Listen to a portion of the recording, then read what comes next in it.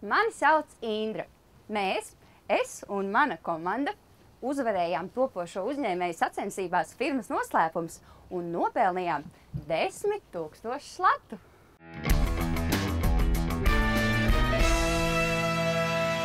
Indra Gora ar ģimeni un komandu vienā un mobilo automazgātavu ar pašfiltrējošo grīdu. Labvakar! Vakar. Mūsu ideja ir patentēta platforma transporta un būvtehnikas mazgāšanai. Mēs paši šo platformu pielietojam kā automazgātavas pamatni. Salīdzinājumā ar tirgu esošo risinājumu, betona tvertnes veidošanu un atsevišķu filtrācijas iekārtu uzstādīšanu, šai platformai ir daudz priekšrocības. Visa filtrācijas sistēma ir integrēta pašā platformā. Klientam šis risinājums būs 2 reizes lētāks, un mūsu piedāvātā platforma, kā arī konstrukcijas, ko mēs piedāvāsim, ir viegli un ātri montējamas, pārvietojamas un saskaņojamas. Pētot un salīdzinot, mēs nolēmām, ka vēl izdevīgāks modelis par franšīzes tirdzniecību būs platformu ražošana un tirdzniecība. Te rodas jautājums, kam šādas platformas vajadzētu.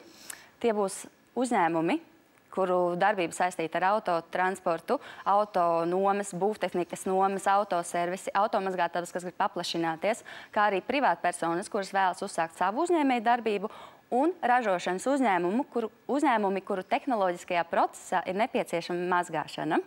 Mēs uztaisījām pirmās automazgātavas prototipu, sadarbojāmies ar Rīgas Tehnisko universitāti, ar ūdens inženierijas un siltuma katedru, pilnveidojām to visu, uzstādījām slēgtā teritorijā, tad arī kādu laiku darbinājām, parādījām jau dažiem interesantiem, kam bija radusies interese.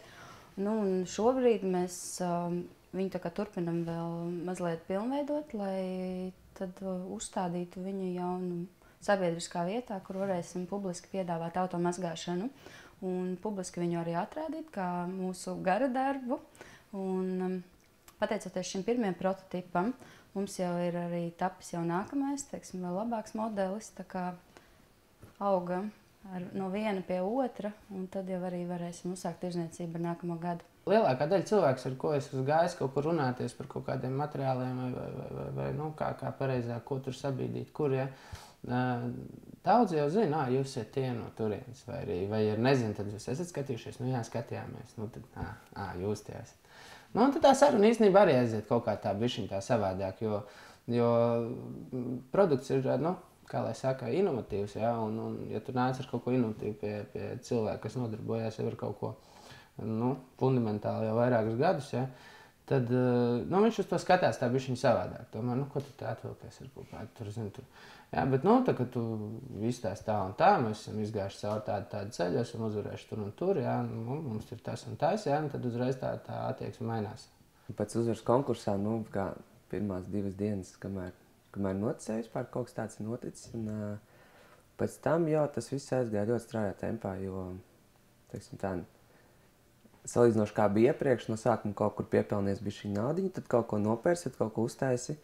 Tagad jau, teiksim, tā nauda vairāk tā kā bija, un tu varēji tā kā ar plašāku vērienu to visu darboties. Un tā kā tas ļoti, ļoti pātrināja un palīdzēja mums to visu izveidot, gan to prototipu, gan visu pārējo. Mēs arvien turpinam mācīties. Man ir augusta pieredze gan no tā, ko es esmu darījusi šā projekta laikā, un jau sākot no firmas noslēpuma paša pirmā raidījuma, gan arī, ko mēs šī gada laikā esam darījuši, gan arī mani komandas biedri ir auguši un mācījušies. Un tas ir tas galvenais, ka mācīties darot, mācīties no citiem cilvēkiem un prast uzklausīt padomus. Lēmums ir tavā ziņā. Un tā ir arī tava atbildība un tikai tava atbildība, jo tā ir tava nauda. Un kāds būs rezultāts, arī ir atkarīgs no tevis. Un tad ieklausīties vai nē, tas jau katra paša ziņā. Es palūkšu flomasteru.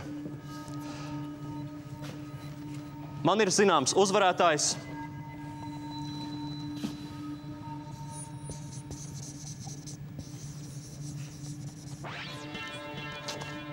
Skatītāji un žūrija ir lēmuši, ka jauno uzņēmēju sacensībā firmas noslēpums ir uzvarējis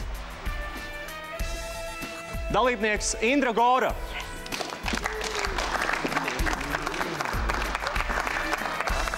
Indra Gora saņem 10 000 latu, ko nodrošina SEB banka un Lat Telekom.